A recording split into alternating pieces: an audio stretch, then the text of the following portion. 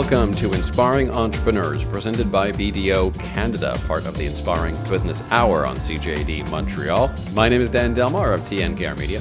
And my name is Michael Newton from BDO Canada. And Mike, we start this show in a very different place from where we left off last week. We certainly do. I think, none of it came as a surprise to me, at least, and certainly following everything that was going on.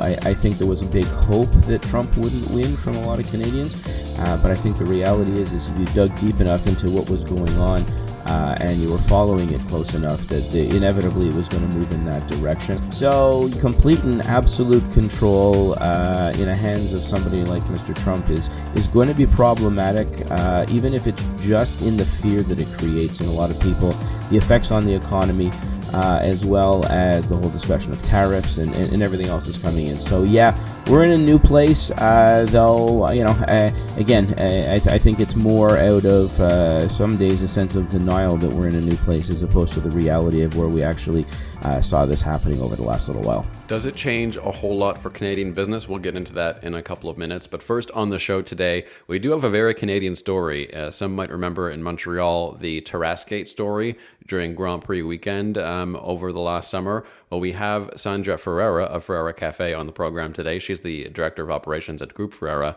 and she'll be talking about this long-standing family business, nearly 3 decades of Ferreira Café, the Campo Portuguese chicken, and also this sort of wholesale angle on the side as well, where they import their own products from Portugal to feed the stores in Montreal. So Sandra was a really interesting guest, certainly inspiring as far as local entrepreneurs go, Mike, and someone who, and this could be apropos, isn't afraid to stand up to government. No, and she's just a pleasant overall person to deal with. She was pleasant for our introduction discussions. I know that she will take a position as she had against the government. So certainly we're going to have to move ourselves in that kind of direction. But I think Sandra brings a very interesting perspective of the way we all need to be looking forward on a number of things.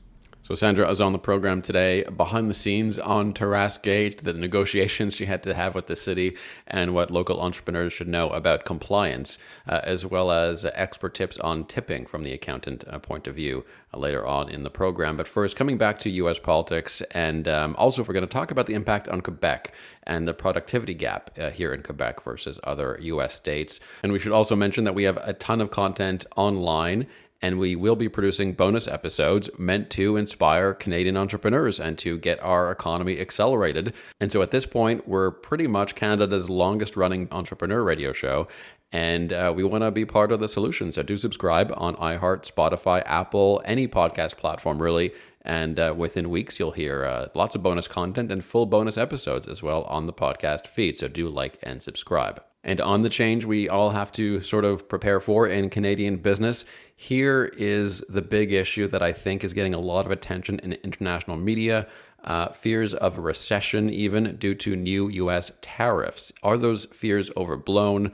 What types of industries, Mike, do you think could be targeted by Trump's tariffs? Because he said he likes his tariffs. Yeah, this is a mouthful. There's no doubt. I mean, the biggest component of all of this is Trump's overall impact on uncertainty within marketplace, as well as the volatility of the individual involved, because one day he could say something and the next day he may react in a completely different direction depending who's caught his ear.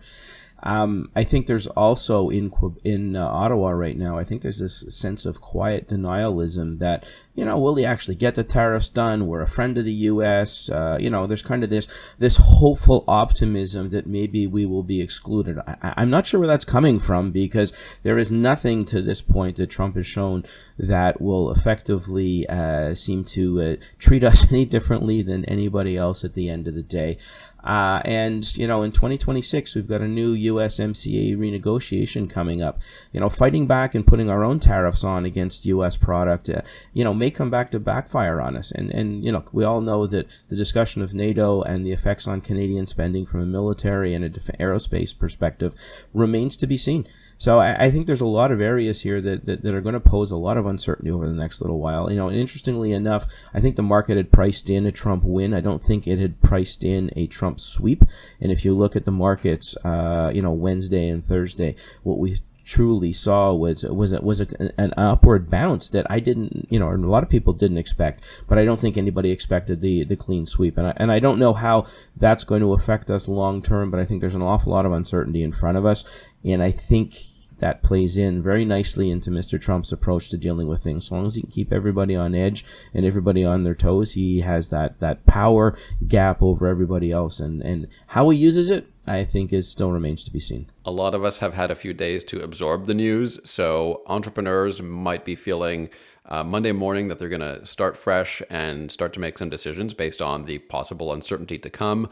What are some things that entrepreneurs should review given the macro uncertainty that we'll be facing? Well, I think we need to take a step back to a certain degree, Dan, and look at what the effects on the Canadian political side are going to be over the next little while. I mean, we do know that, at this point, as of this week's polls, Poilievre's Conservatives are at 41.8, an 18.8% gap over the Liberals at 23 and 18.7 for NDP.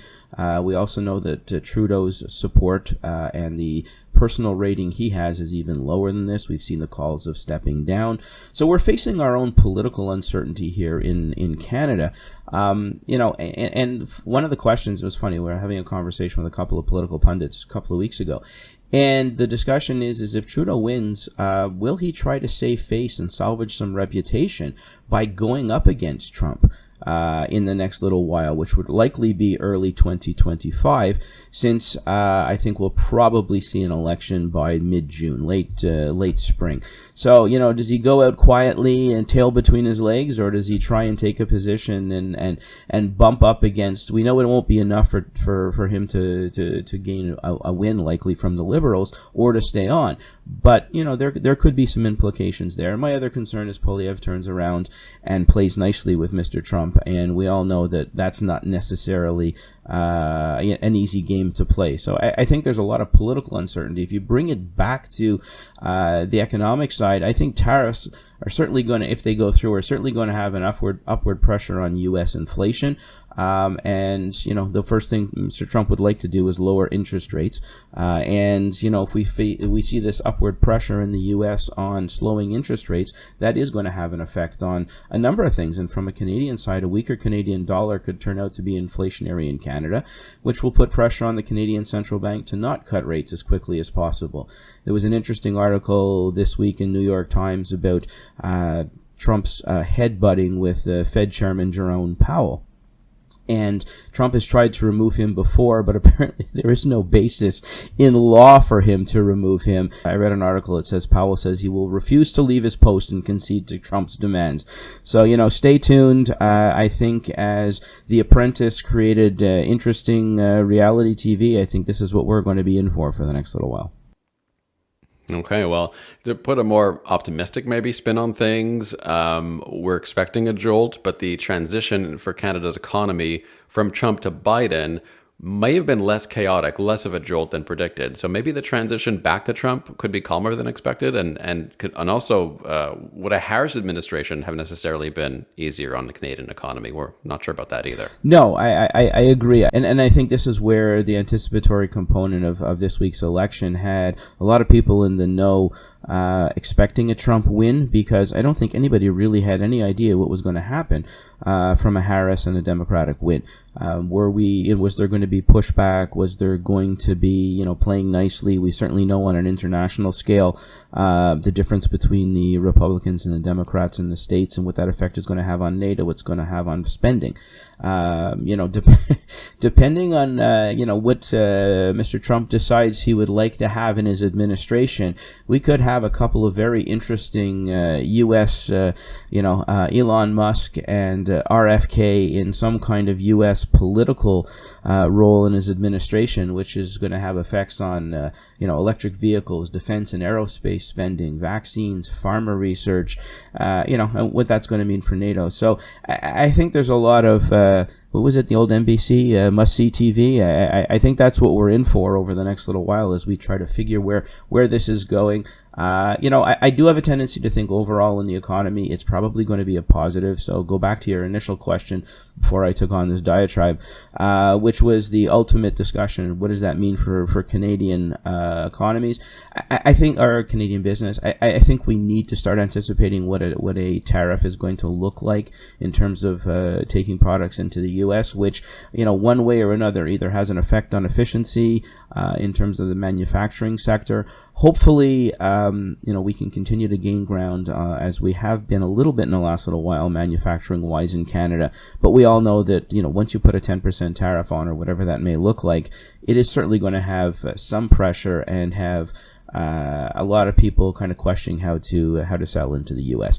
But we also know even though it's our largest trading partner, it may force a lot of entrepreneurs to start looking more outside of the U.S. in order to balance their sales portfolio. Looking strictly at Quebec now and our productivity gap, this from Martin Patrick in The Logic. The Quebec government hopes to have closed the productivity gap between itself and neighboring Ontario as soon as 2027, according to Investissement Quebec. Now, they have this project, Mike, called Grand V, so full speed in French, and they were doing this initiative to close the gap of productivity between our neighbors, and they're going to include loans of at least $250,000 to Quebec businesses, aiming to increase productivity. What do you make of this initiative, and can productivity be increased with these types of subsidies? Well, I think, we're dealing with a very underlying difficult component that puts us at a disadvantage between Ontario, and that is the constant political battle in this province over language issues and a lot of issues that are happening at the, shall we call it, the bureaucratic level. We know that, Quebec continues to be a hotbed for technology, for pharma, for a lot of sectors. And I think we have made some inroads, and I do think that we are going to continue. The subsidies are going to continue to help, but we need to go back to making doing business in Quebec easier, not harder. And this continues to be a problem. And whether you want to point the finger at language, whether you want to point the finger at bureaucracy, whether you want to point the finger at, so many different things, it is hard enough to do business anywhere today, especially if you're going to start, the previous discussion on tariffs and everything else where we're going. We need to find a way for us to do business easier in Quebec, not harder. And until such time as we do that, I don't think we're going to make a significant dent in impact in the gap that exists between Quebec and Ontario, only because that's the major one, but Quebec and anybody else at that matter, until we find a way to get people back to work, to get people to effectively drive a business and take some of the layers of shall we call it, the not so easy way to do business. We're always going to be facing an uphill battle here. Let's get to some more podcast only discussion now, and book club. Shall we do book club? It's important for entrepreneurs to disconnect from the news cycle, not let it get to us too much. Obviously, the anxiety can bog us down. I remind entrepreneurs, disable your social media notifications, especially news notifications. That can really increase anxiety and decrease productivity. And pick up a good book once in a while. Do you want to trade off? We'll do one each. Do you want to start with my favorite? Let's start with BHL. I was very excited to hear you reading some good French philosophy, Mike. So my pick was Bernard-Henri Lévy, The Empire and the Five Kings, America's Abdication and the Fate of the World. Quite the take on the position of the U.S. in the world right now, and how the significant that it has played. We know that isolationism has been part of U.S. politics for a very long time. But Lévy really says that the biggest push away from the international scale actually started with Obama, with a number of non-attendance of European events, and obviously Trump has just scaled that up even more. It's interesting. I grew up in an environment where the U.S. was the world power. It said something, everybody stopped, and everybody listened. Now you see what's going on, certainly in the Middle East. You see what's going on between Russia and the Ukraine, what's going on in China. And there is a huge gap between what appears to be some days even interest by the U.S. to maintain that international policing role, and certainly their involvement. I mean, this whole discussion of NATO, whether the U.S. is going to stay in, whether Trump's going to keep them in or not, is a pretty scary environment when you think that, the whole basis of NATO was, you needed support, you needed help, you knew that somebody was there, and that was always going to be the U.S. first and the U.S. environment. So I think the balance of power internationally is certainly taking a hit, and Lévy goes into quite a bit of detail in terms of how it happened, the history of the Middle East, why things are occurring the way that they are occurring, and whether there's really hope for the U.S. to maintain the role and the position that they had, and or do they even want it in today's world?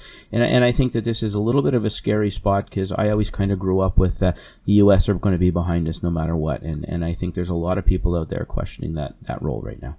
Not a light read, Dan, I'm going to tell you, but it is pretty interesting, and wow, you may want to keep your thesaurus close by, because there's some terms that we're not used to hearing in many books these days. I'm a big fan of BHL. I like my classically liberal philosophy. I've been shying away from that one because it just feels too real to me, to be honest. It feels a little too real and a little too stark to see the impact that America's role in the world is going to have in the coming months. But needless to say, it's a really important thesis. I didn't come out feeling warm and fuzzy with with a positive high on where things are going.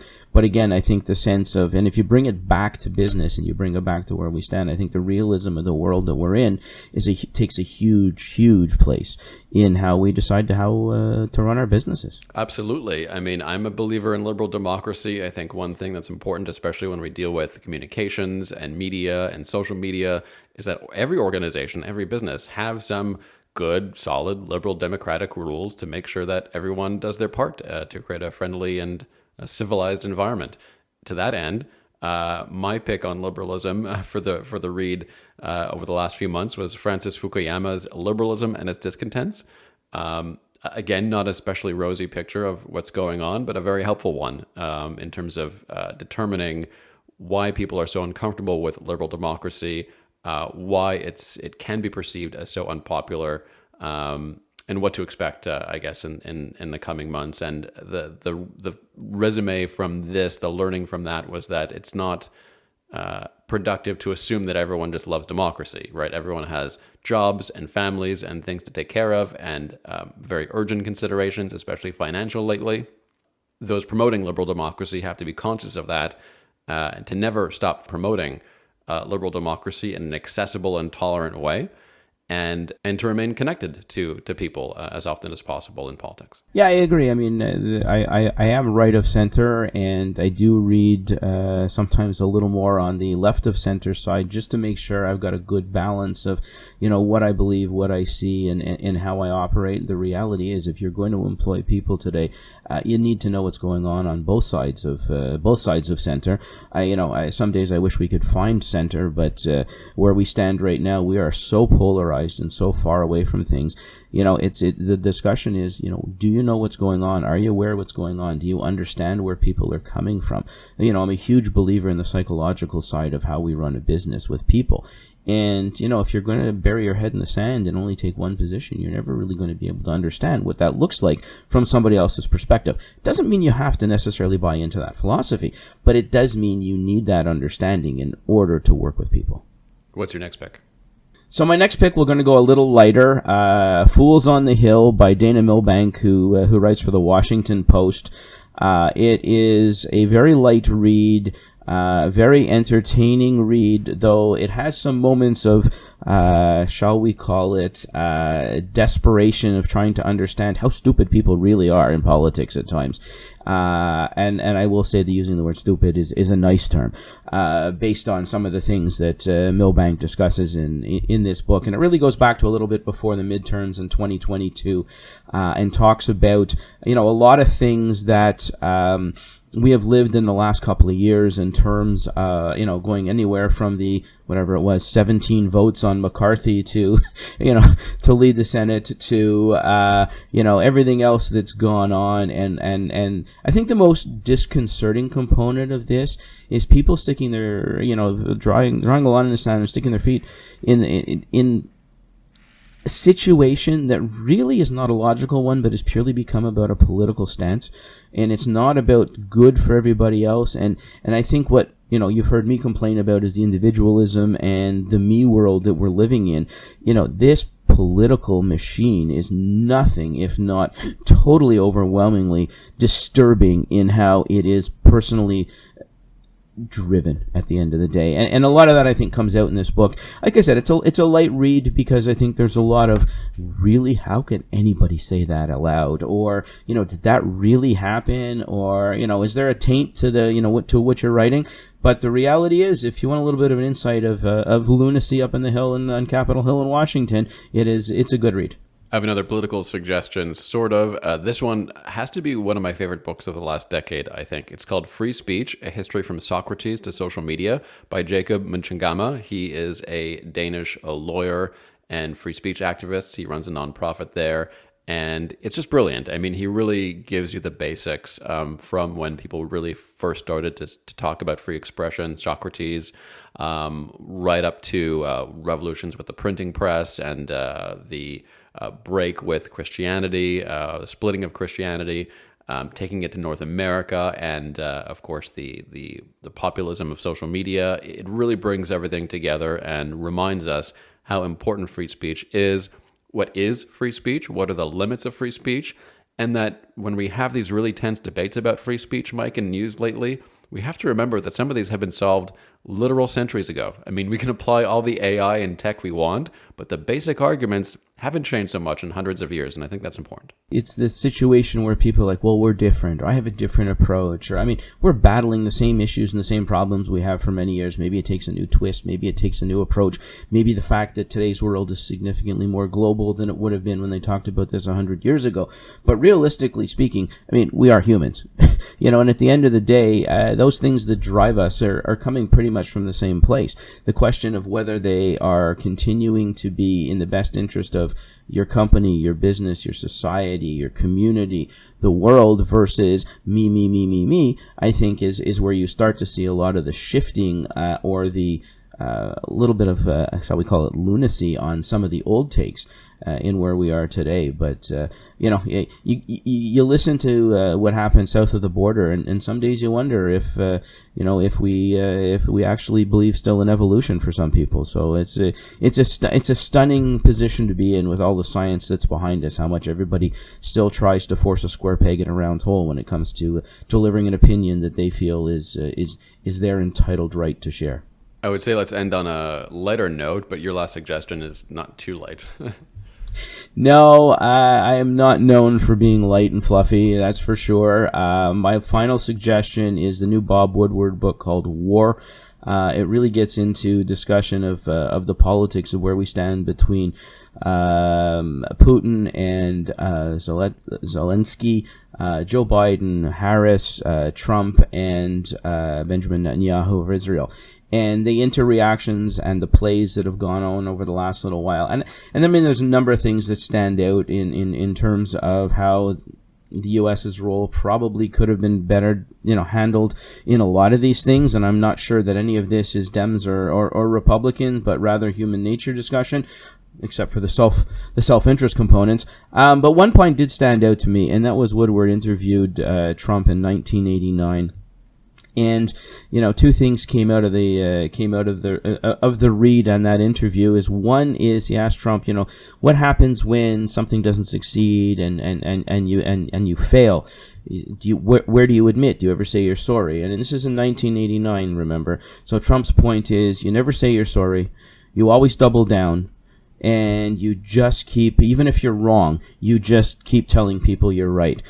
Fast forward that to 2024, and that has been the political stance that we have seen over the last little while, and it will continue to be. He believes that is the proper way to go. He gets into the discussion of, vaccines with Trump, and, why didn't you admit? Well, I didn't want people to know. I wanted them to stay. It's all about what he thinks is right for the world. And where it takes us. And the second element to that conversation, which I found fascinating, is really kind of a business approach, but you can see it as his personality. And is he said we had the situation in the 80s where constantly being harassed by building code advisors, and we were getting building code violations, and they were calling us and they were showing up at the front door, and I never met them. I never spoke to them. And he said the trick to all of that is, you know what? If you leave people and ignore them long enough, they just go away. Great business model.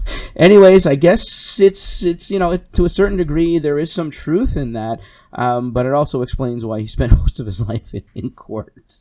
Does not apply for CRA or Revenue Quebec, FYI. No, it doesn't apply to a lot of people, but I guess if you've got the right power and you've got the right group to fight everything, you just defer things long enough, these things happen. I'm not sure that would work so well today with the IRS for him and a few other things, but I guess that's also going to be part of our must-see TV over the next little while, because there's a whole bunch of this now as to where Trump takes his own personal issues and vendetta that he's got on the table in terms of what that looks like. But Woodward's read is very much, if you've read other things by Bob Woodward, it's got that same style and same approach to it. But it's shall we say it's certainly less heavy than Bernard-Henri Lévy, but a little on the heavier side than my other choice of Fools on the Hill. The more we talk about American politics, the more my gaze goes to the left here, because as you know, Mike, I built a podcast and radio studio in the Laurentian Woods here. So I wanted to read a book about trees, and my last recommendation is The Hidden Life of Trees, What They Feel, How They Communicate, Discoveries from a Secret World. I just started it. I'm really excited about it because, as I mentioned, I want to get away from politics a little bit and read about science and the wonder of the forest. And this is all about how trees communicate with each other. They share nutrients. They can warn each other through electrical pulses in the underground network, mycelial network. They can warn each other about danger.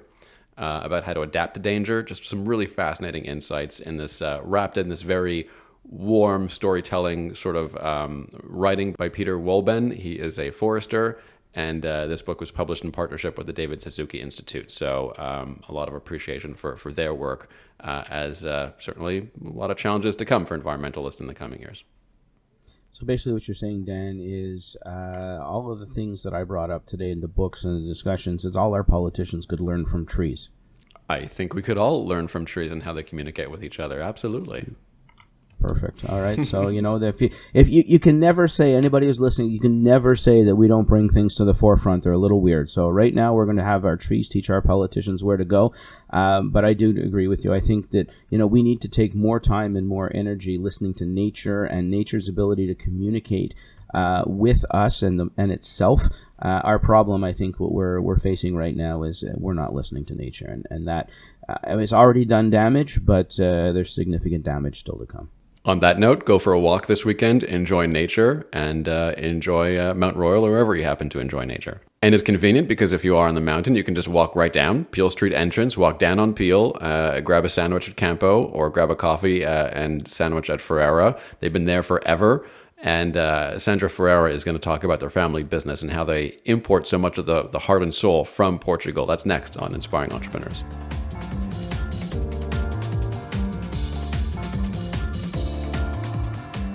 Sandra Ferreira is the General Director of Groupe Ferreira. Hello, Sandra. Welcome to Inspiring Entrepreneurs. Thank you so much.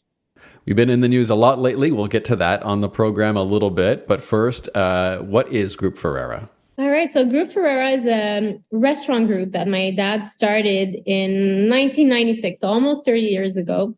He's a proud ambassador of his beloved country, Portugal. So we have a restaurant called Ferreira on Peel Street.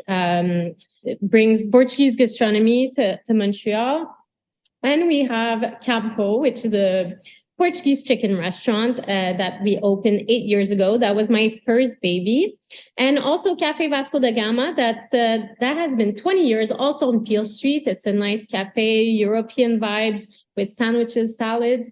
And that was acquired by my uncle 2 years ago. And we also produce wine and olive oil in Portugal. So that sums it up. Great to have you on. One of my favorite restaurants in the city. It amazes me how no matter when I go, it's packed. What's been the recipe for, like you said, almost 30 years of making sure that the restaurant is packed at lunchtime and at dinner time? Well, thank you for that, Mike.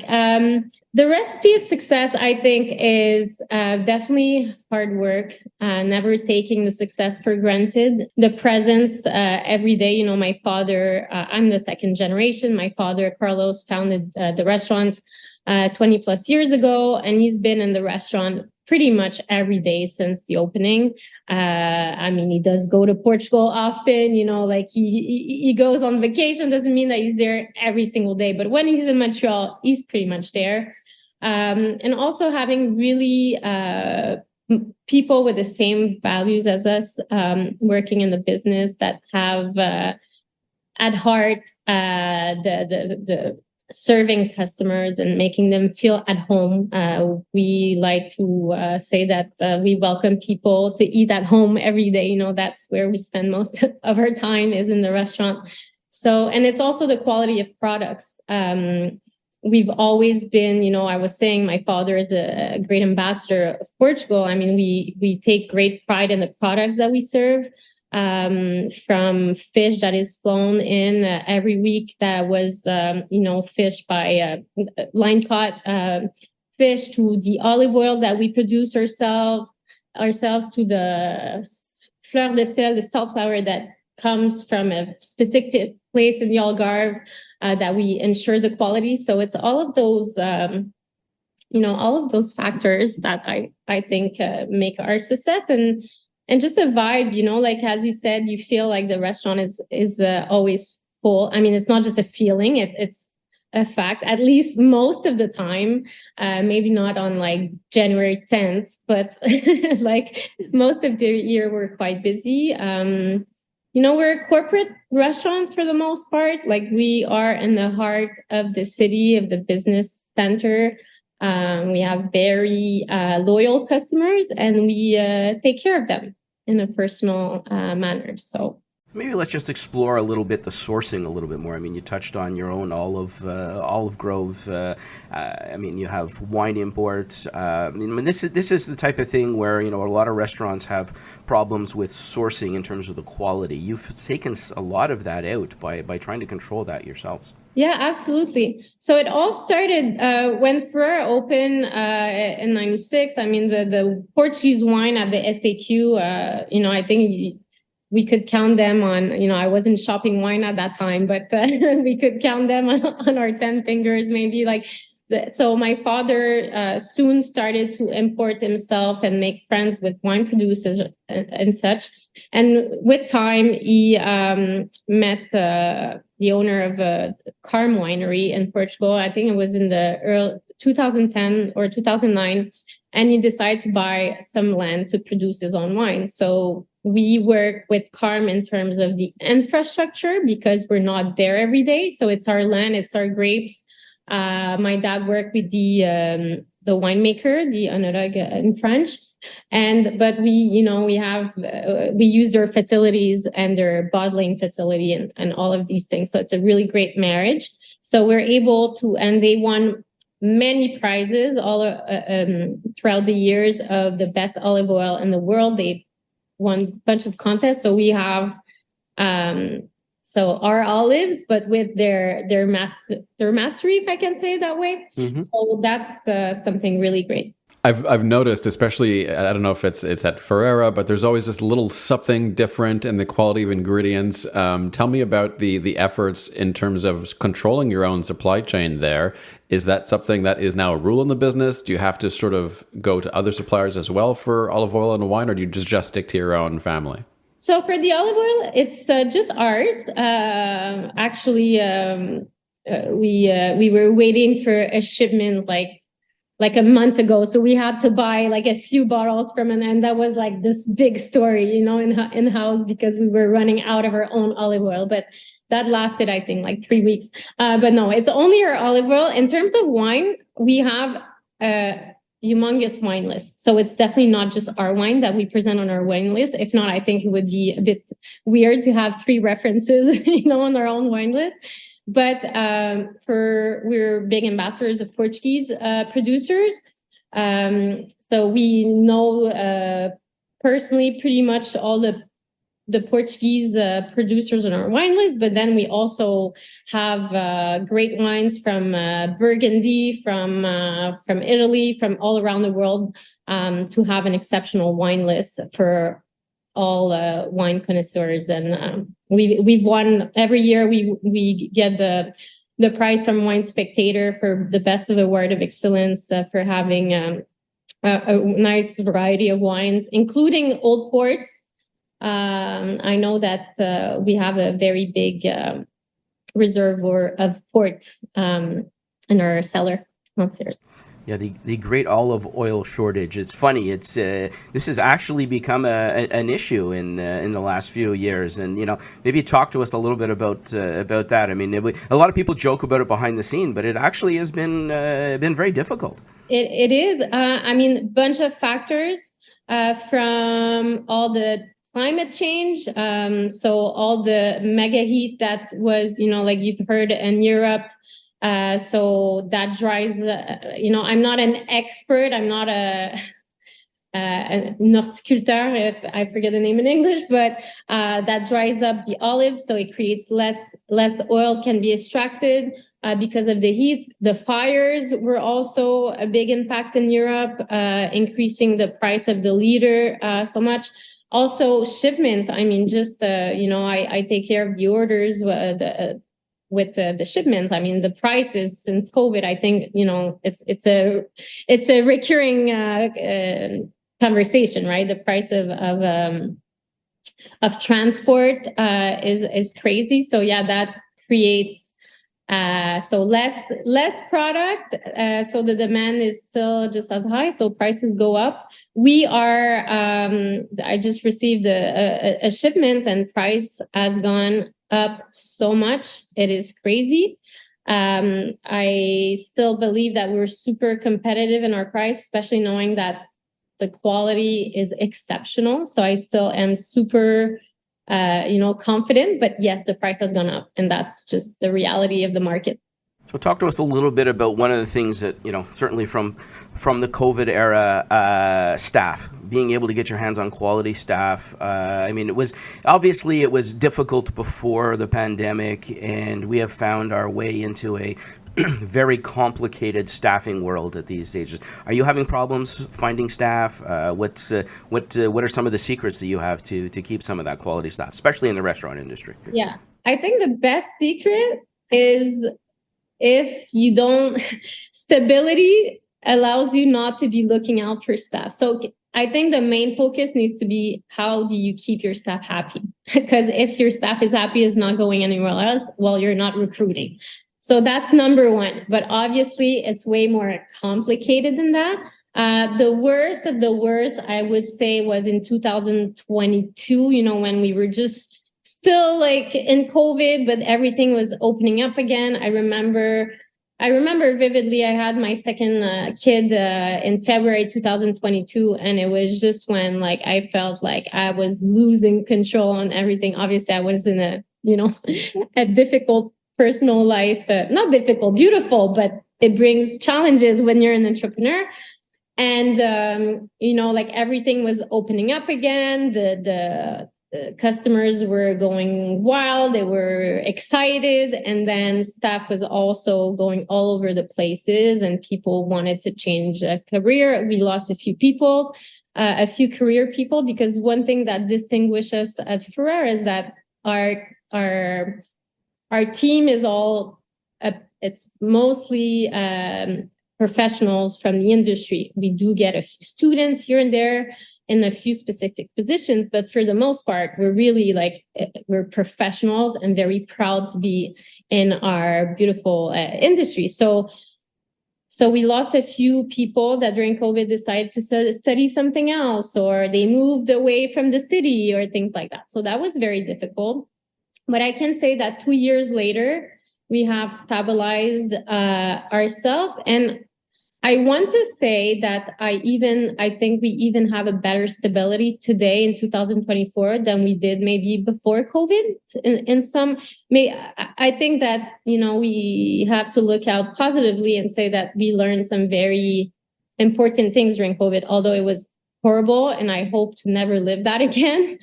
But it taught us some things, and I think we're closer to our staff than never before, and have a very respectful, everyone respects one another, and it's a very, very pleasant to be at work. And I hope that obviously I might be biased, like saying this, it's my family business and everything, but I hope that people are very happy and, a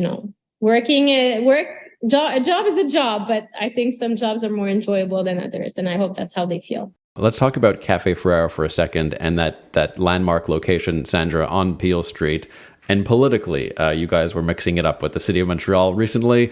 Everyone knows, I think in Montreal at least, about Terrasse-gate, the fact that some fire inspectors were a little bit overzealous, according to the city of Montreal, in applying some regulations in the midst of the Grand Prix of Montreal Festival, which is really one of your busiest weeks of the year, if not your busiest week.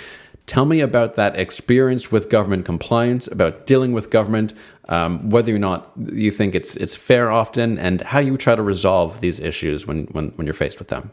I mean, it's a very big subject. We could talk about it for hours, but basically what happened with this whole Terrasse-gate, I'm taking your words, not mine. It all started, I would say, a year ago when, after Grand Prix, it's such a big event. Like you said, it is definitely our biggest week of the year. No question asked. We always start talking about the next Grand Prix right after Grand Prix finish, right? So last summer, I was introduced to, because there's big construction on St. Catherine Street and we're just at the corner, we were introduced to the person in charge of the construction on St. Catherine. We knew it would impact us because the street would be closed for 3 years, and that after Peel Street would be redone again for the second time in like 7 years. So because we were introduced to, I asked right away to do some meetings about Grand Prix next year, knowing that the street would be closed, to know how we could do our permit, because Peel Street has always hosted, the street has been closed during Grand Prix, and there's parties and there's events. And so we try to bring, fun downtown Montreal for the race. So, and I was told that I try to bring everyone in the city together to see how we could organize something despite construction. And unfortunately, they were not able to get people around the table to discuss that. So all they said is, please file the request for the event and we'll tell you if it's accepted or not.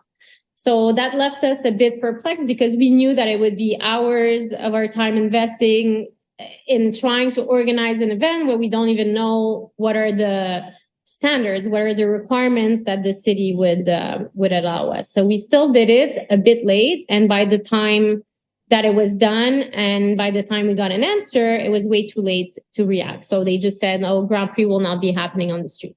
So I personally focus on just working on the terraces, because I need to, put the energy in the right places. So, and just since COVID, sorry, I'm making this a long story after all. I wanted to keep it short, but so I focused on the terraces, and we got a special permission from Ville-Marie, from the city of Montreal, to get our special terraces from St. Catherine to Maisonneuve, because the street is closed for 3 years, and then that Peel Street the construction would last for 3 years. So it was a special mitigation, they called it.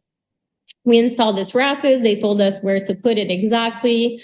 There was some back and forth. It was done. We had to move it in the first installation because we were a bit too far from the building. And then 2 weeks before Grand Prix, the Sims showed up, and we know the story. So they said that we were too close to the building, and we told them, well, speak to your friends at Urbanistes, because that's not what they told us.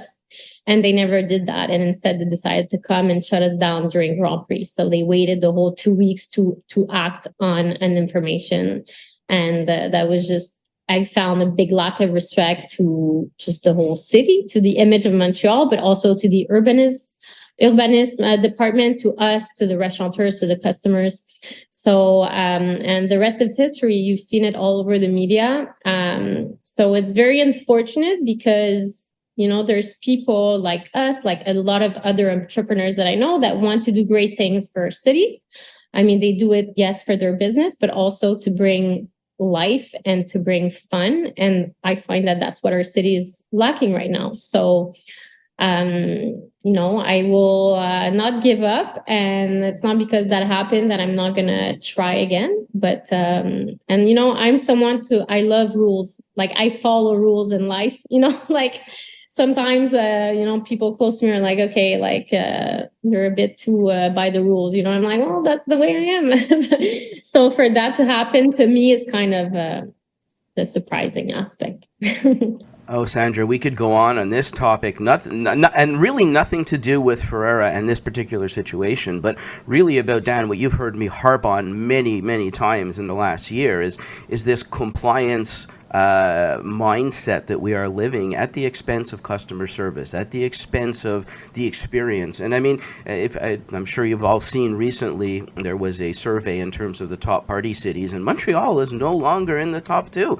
And I have to say that things like this are what discourage people, when you have to follow behind ultimate bureaucracy. When do we go back to having a little bit of a business mindset as opposed to a cultural bias towards compliance? Okay, I'm going to stop because this is one that touches home, and Sandra, I'm glad you talked about it, but I'm sure it was not. I think that what you just said is definitely it. How do we get with so many rules? How come it's so hard? The admin aspect is just become so difficult. But yeah, and it's not just the restaurant business. It's every business. It's everything that goes on. I mean, it's certainly the world that we're living in. I think Montreal has a particular bias towards playing compliance, which is funny given the cultural bias in Quebec. You would think that they want to be a little more away from center when it comes to following things, but 100%, it's not been so easy. And Dan, I mean, I'm sure you experience this on a regular basis. What struck me with Terrasse-gate is the instinct of the city of inspectors to go in the direction of compliance and not in the direction of the entrepreneur. And it's that instinct that I think really holds us back often when we mistrust entrepreneurs. We think that something's up or something's fishy. This is a big event, and it was highly unusual. And I think, to the city's credit, they recognized that behavior was overall destructive to the city of Montreal's reputation. Sandra, I'm a PR guy. Did you get a little PR bump out of that at least? Did people? Was it a good reminder that Ferreira exists? And did you get to see any more traffic after that episode? I would definitely not lie if I said that we didn't get anything. Like, for sure, it's impressive the amount. First of all, like, I never did this video thinking that it would go that far. I did it because I was ashamed, and I needed to explain to our customers, to the people that were kicked out that night, to our customers that we were going to cancel the next day, to our staff, that like we were not in the wrong, because we felt like criminals that night, like 12 people showing up, like closing the restaurant. It just was a really bad feeling. So I needed to get it off my chest. And also because, as I explained, like it was months of exchanges. It wasn't just like, oh, we did it like 2 days before Grand Prix. And so we did get a PR, like the next day people were like coming to the restaurant and like crying in my arms, like sharing like the pain they had for what was happening. So for sure, I don't want to say it turned out good, because it's like, this should have never happened, and it's not a good thing, but like, it felt good to see the support that we had. Let's just put it that way. It was a very harrowing experience for you in particular, I think, and for the business. And you used the term criminals, and it's funny because I've used this expression many times where we treat everybody like they're offside until they can prove. I mean, whatever happened to being innocent until proven guilty, as opposed to the other way around, which is where compliance drives us and narrows us down. So following this, like, not only people on social media and in person, were very, they showed a lot of compassion, but I spoke to so many people at the city. And I think that, it's a big operation. Just like, I think the public security, like the SIM and the police, is like 10,000 people. And will it change everything? Definitely not. Like, I'm not that hopeful, but I know that a lot of conversation have emerged from that. And I am a tiny bit hopeful that it will change a few things. And I got a lot of apologies from a lot of people at the city. And, I'm a positive person, so I like to see the good in people. So let's see what happens with that. I don't want to be too hopeful either because I'm going to be disappointed, but yeah. Power to you. You're being optimistic. I'm going to be realistic at this stage of my life. I'm not sure too much is going to change. I wish I could have the optimism. Let's switch gears. We don't have a lot of time left. Let's switch gears to transition. Obviously, as you mentioned, your father started this 28 years ago. It is a family business, it was a family business. It still is a family business. The role that you've taken on is essentially running the business, yet Dad is still there every day. Maybe discuss a little bit the transition component and how it is to, take the reins, but maybe not always have them full tilt. Yeah, I mean, we work as a family. Like you asked before the interview, what was my title? And I'm like, it's general director, but it doesn't really matter. So I think we all have our strength and we work together as a family. So I'm more I'm more analytic and how do you say, I'm more like the finance person, marketing, all the structure, everything that is coming up. And, so those are my strengths, but my father is here in presence. I have 2 young kids. I cannot be here every night. I don't think I will ever be as present as my dad. And that is something that I'm good with, but every day I have to convince myself that I'm good with that. Because I've seen my dad working like this all his life, and I'm wondering, will I, be able to do it differently? And I would like to think so, and time will tell. So my father is still there until he wants to be here, and until he enjoys his day-to-day life. And me, I'm more running the behind operations. We have a wonderful team, really amazing, from our executive chef to our director to all of the staff. And we have people that have been here since we've been open 28 years, that have been here 27.10 years. We have amazing loyal people. So my sister is also in the business. She's more of a project manager. We're 2 very different, we have 2 different personalities, but work well together, and we'll see how, the business evolves. But for now, it's working nicely. It's always hard to go from 1 in charge to potentially 2 in charge. So that'll take, it's not like playing in the basement as kids. It may take a little more effort and a little more time to work that through. We get along very well, but at the same time, we're 2 very different generations. So for sure that, we try not to be and I know it happens sometimes, but he comes in, says one thing, I come in, I'm like, why is this like this? And, always arguing for the staff, it can be a bit hard to follow, but we try really hard not to do that, because that is very annoying. And I know that. So for now, everything's not perfect, but close to perfect.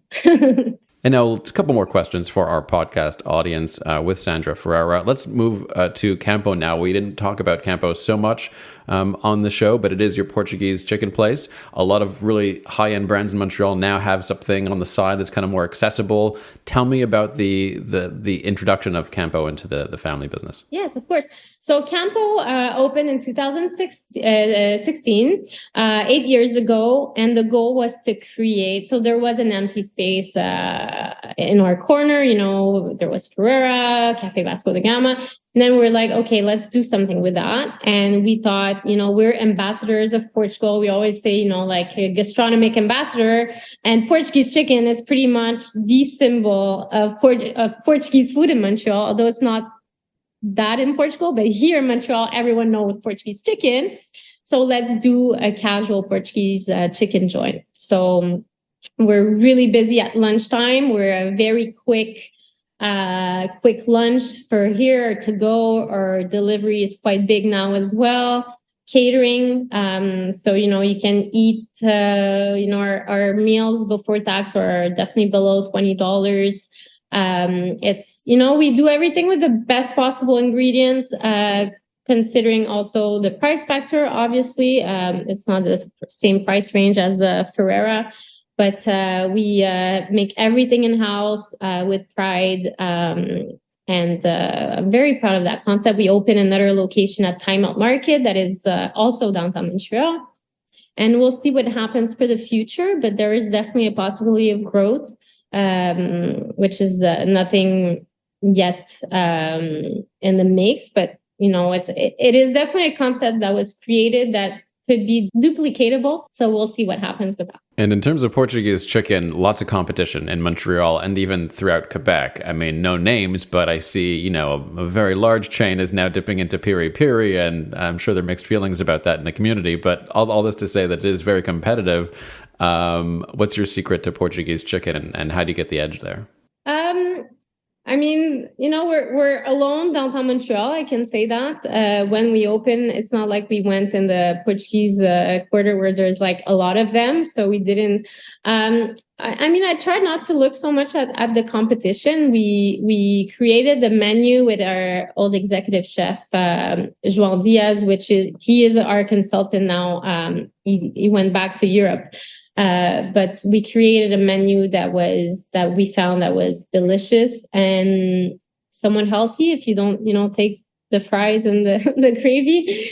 And the competition, I love the competition. I eat, I order from there sometimes, competition is good. I think that it only allows us to make things better and to surpass ourselves. And and we're downtown Montreal. Like, we knew this is our hood. And we know that people, like the same customers, we might have a customer that will have a coffee at Vasco da Gama in the morning, have a business lunch here, and then at 5 p.m. they'll grab a chicken to go for their family. So, it's we built a concept, I would say, more focused on what we knew our customers would wanted than copying something that was done somewhere else. But and it's funny because Portuguese chicken is so big in Montreal, but like so many people go to Portugal is very popular now, and people go on vacation. They're like, "Oh my God, Sandra, I didn't find any Portuguese chicken there.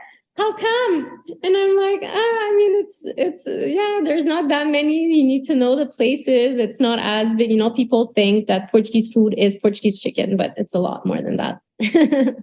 But it's delicious, so I don't blame them. So you call eating at the competition. I call it corporate espionage. But hey, potato, whatever you want to call it. Let's switch gears a little bit to Vasco da Gama. A couple of years ago, there was an ownership change. Maybe talk to us a little bit about, it was part of the stable, and now you've sold it, I believe, to your uncle. Is that correct?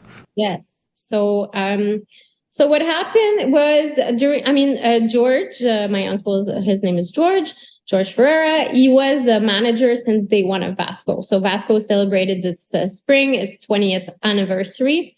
So he was a manager. And when I came in the business 10 years ago, that I decided to join my father as a career move, to work with him.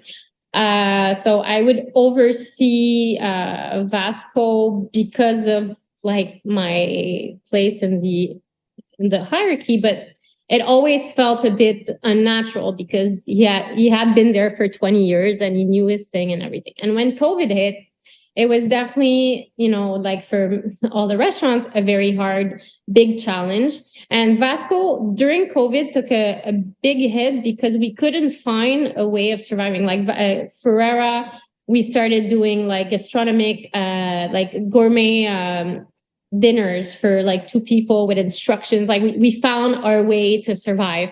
Campo was really strong, not that strong, but strong enough in takeout. People would come and take. But like to take out like sandwiches and salad when downtown was completely empty during COVID, it was harder. So it was kind of, I guess, and we knew that George wanted to be an entrepreneur, like wanted to have his business or have parts in the business. We had discussed it a tiny bit before COVID. So that was kind of when COVID hit, it was harder. Everyone needed to focus and like be more creative. So that's when we decided that the best thing was for him to take the business and buy it from my father at at a nice COVID price, I would say, you know, so it was a nice opportunity for him, and he's doing great. And we were collaborating super well. I mean, neighbors on the street. You know, I go have my coffee there every morning, vice versa. He comes here. Honestly, I think it's a really good family business transition. I'm really proud on how that transition went on, you know, him being a manager, buying the business 18 years later, and how he's thriving now and running his business, and we're all happy, and there's no yes. So one final question, and for our podcast listeners, and I'm going to go back to a point that you raised towards the beginning when we were talking about staffing, that you learned from COVID some very important lessons. What were those, and how did you learn them? Hopefully not too much the hard way. And B, how do you see those continuing today?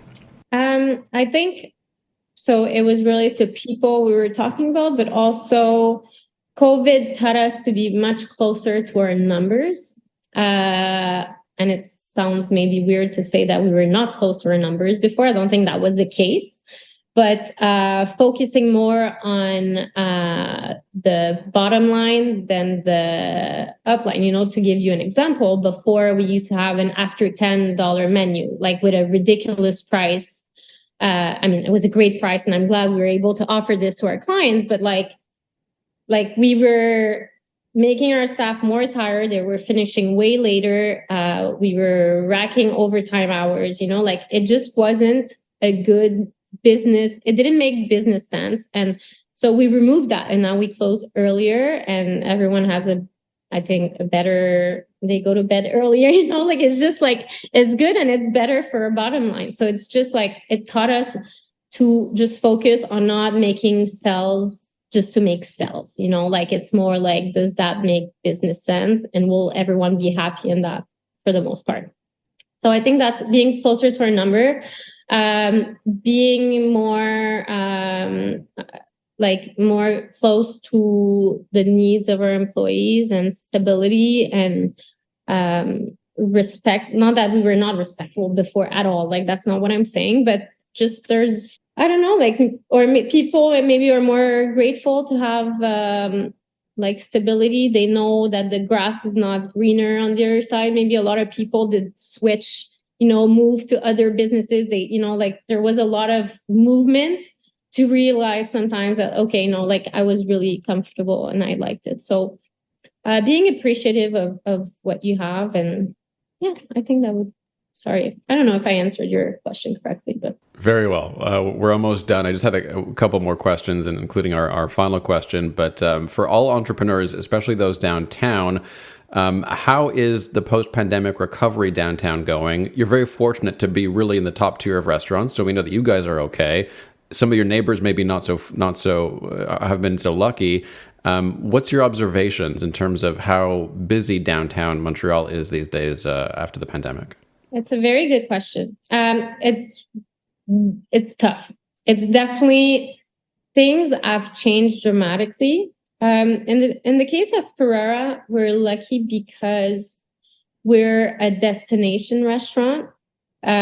So people will we're talking about, the work from home doesn't affect as much. Our clientele is a lot of the higher up VPs, president of company a lot. So these people are less working from home. And whenever they invite you to lunch, even though you're working from home, you'll go for lunch type of thing. So, however, if I compare it to Campo, our traffic in the restaurant still today, and I'm super happy on how we're doing and the team. And we've every year since after COVID, we're just doing better and better, but we're still so far to where we were in 2019. Luckily, and it's a negative as well, but the average price went up. And I'm saying luckily just because of the reason why we can keep the business open, because it helps pay some fixed costs. But we're roughly 45% less bodies entering the building. Our Uber has gone through the roof, so that's helping, although the margins are so low. Catering is doing well. like our average sale has gone up because the cost of good has gone up. So that's whatever. That's a long subject, but all to say that yes, there is less people downtown. That's for sure, and that's hard. But I try, and that's why maybe I didn't bring it up in the interview, because I like to look at the positive and see what we control, and I don't control I don't really control the traffic downtown, other than just focusing on having the best restaurant and wanting for people. Like I get every day, oh my God, it was so hard to get here, but they still wanted to come, So that's what I need to focus on. And if every day I'm complaining on my social media how terrible it is to come downtown, I find that this sends bad vibes, it's just not good. But it is true that there's less people downtown. I think it is getting better and better, though. I must say, every month, for sure there's trends like summer, fall, there's tendencies like that repeats themselves throughout the year, but it's getting better. And I'm confident that, St. Catherine Street is almost done in our corner, and it's looking like the marble slabs on the floor. I think it will look very nice. So I'm hopeful for the future, but for sure that it has taken a hit, but what are you going to do? We focus on doing the best we can. Yeah. But that's where you go back to, we'll go back to the whole, Terrasse-gate discussion at the end of the day, right? Bringing people downtown, A, post-COVID, getting people back downtown, B, construction and the inability or the difficulty in moving around the city. We all have to be on the same page here to try and bring people into the city core. I think the good news from an office space perspective is a couple of weeks ago, KPMG had done a survey on CEOs around the world, and basically there's an 83% feeling that, within the next 3 years, we're going to see, whether full or quasi-full office space again. Though it's interesting when you look at it, because the older CEOs, 60 to 69, say 87% are going to be a full return. By the time you get down to the 40-49 crowd, they're down to a 75% of those CEOs see it. So not even the CEOs have found a way to agree on bringing people back. But it kills me to look at the city and not see. There was one time where I might have complained that people were stepping on my toes because there was so many people around. That's no longer the case, and we have to find a way to get people down to, and not discourage them with, some of the parking issues or some of the inability to drive on streets or construction. And I know we haven't touched infrastructure in decades, and it's time that we did it, but there has to be a concerted effort here to keep the businesses going, because without business, there's no city. Yeah. And that's why, I say I don't control traffic downtown, but every business sort of, to a very little extent, but sort of control. And that's what we did with the terraces. The synergy of all the terraces this summer was to create a vibe. And I must say, it was well done in the sense where whenever you stepped on that terrace at Ferreira, you didn't feel like there was construction 20 meters down. And the second we remove the terrace, all we see as soon as I step out of the restaurant, I see the construction to my right. But when the terraces were there this summer, and we had our big couches with terracotta velvet and the plants and the this and the that, we felt like we were for a second in Portugal. And I think that's why people were willing to go through a bit more traffic than if they went to another neighborhood, So we all have a role to play, but I think the city needs to embrace the fact that there's entrepreneurs that want to give something, to the synergy of the city. So especially when you consider tourism, I don't think you can talk to one tourist that's coming to Montreal that doesn't say the word terrace, and certainly doesn't say the word festivity, lifestyle, enjoyment, and joie de vivre. So take that away. What do we got left? So let's hope they get all that figured out for next summer and going forward. Yes, let's hope.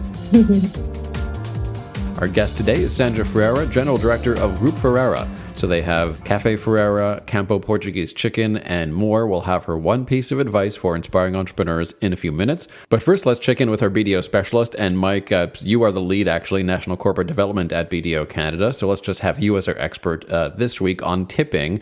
This is a really hot issue in politics in America, as well as on the ground. And this might have reverberations in Canada as well.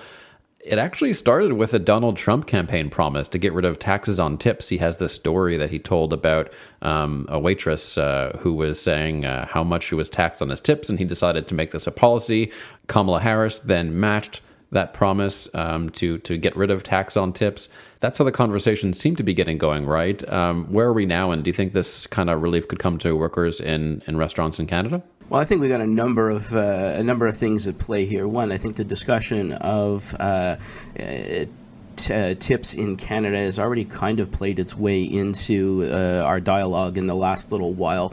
Obviously, one of the things that sparked here in Quebec recently was the provincial government's suggestion that they were going to push for the tip being calculated on pre-tax amount, because most restaurants now, when you go in, your 15, 18, 20% is a function of the total bill, which includes the tax. So, from a user perspective, that's good news. I think from the individuals on the other side, those that are working, there are implications, obviously, of what that means in terms of reduced tip, since the amount is not going to be the same, though I guess you could argue that if somebody gives 18 in one case or 15 in another case, it's going to come out to the same thing. But I think it's a much bigger discussion in terms of what does that mean for wait staff? What does it mean in terms of taxation? Do I think we are going to find our way as the U.S. is discussed at this point? No, I don't think so. I mean, I'll get nerdy for you here for a second and basically read from the CRA website. Restaurant and bar servers, hairdressers, valet, taxi drivers, and others who earn tips need to be sure those amounts are included as income when they file their tax returns and benefits returns.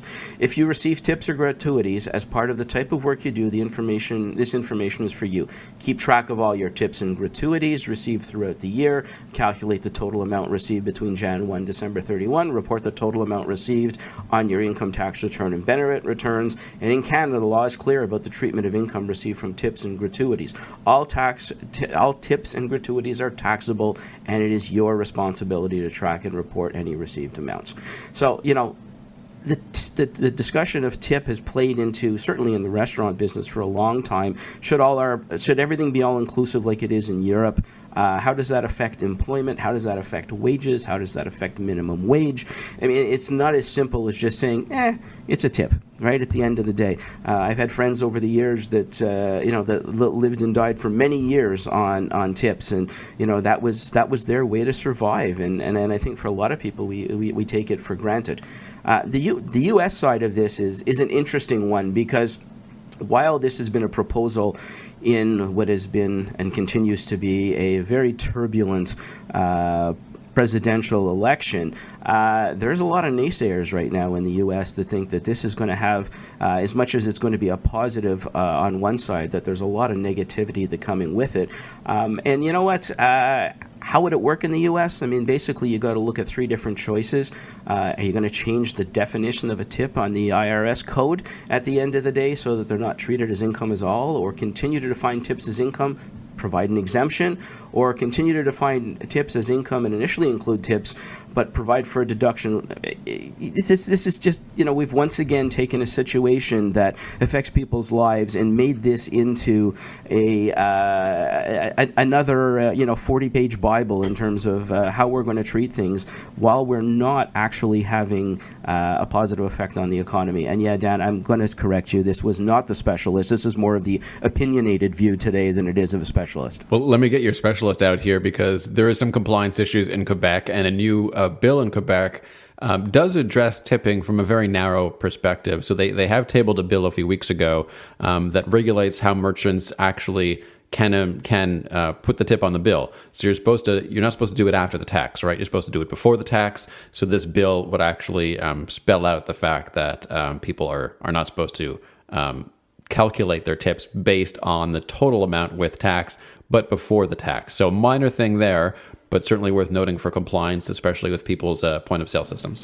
It definitely, I mean, there is that compliance element to it, which, obviously leads to a taxation element to it. But, for me, the bigger concern is, what does this mean from an employment perspective for individuals?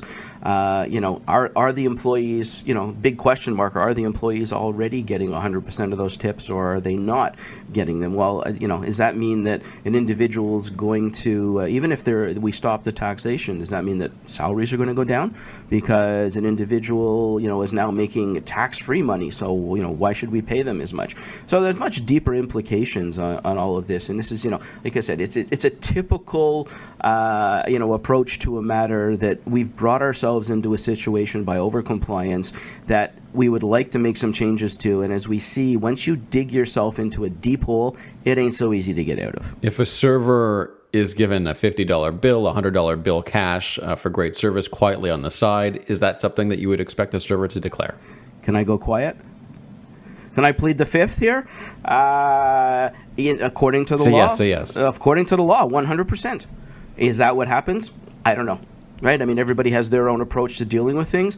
But, according to the way the law is worded right now, 100% that amount has to be declared. Because if you go back to what I said to you, is you're responsible to keep track of what you earned.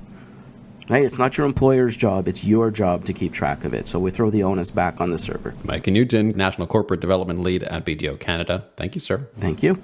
And as we come to the end of our show, we turn to our entrepreneur, Sandra Ferreira of Groupe Ferreira, Ferreira Cafe, as well as Campo, and we ask her for her one piece of advice for inspiring entrepreneurs, Sandra. That's my father, ingrained in my head, but I think that is my advice is that today's success is never a guarantee for tomorrow. And I think I've said it earlier in the interview. It's always being prepared to reinvent yourself because the moment you think that you've made it is the moment you risk falling behind. So, often people will say, oh, but you're an institution, like you're okay, you'll survive this, or like nothing can touch you. But no, it's the opposite, you always have to do better tomorrow of what you did today. And I don't like, when success gets to your head, that's when you risk of failing the most, I find. So always working harder than you did. And, we still do events and this and that. Like we're always working just to do things and get people talking about us. And, it's never over. You always have to grind, working hard is definitely the key, I think. I love it, Dan. The three words I took away from that is probably what's bothering our society right now: complacence, apathy, and entitlement. And if you take that into business with you, you're not going to be in business for long. Mm-hmm. I love the model, Sandra. I mean, you have the supply chain, olive oil that you're producing yourselves. You have different options for your clients based on times of the day and price range. Well done. Thanks for joining us. Thank you so much for having me. It was a pleasure. And a reminder, you can subscribe to Inspiring Entrepreneurs as a podcast on iHeartRadio, Spotify, Apple, or your favorite platform. And we'll see you back here next week. Thanks, Mike. Thanks, Dan. ThinkBait. TNKR Media. Good talk.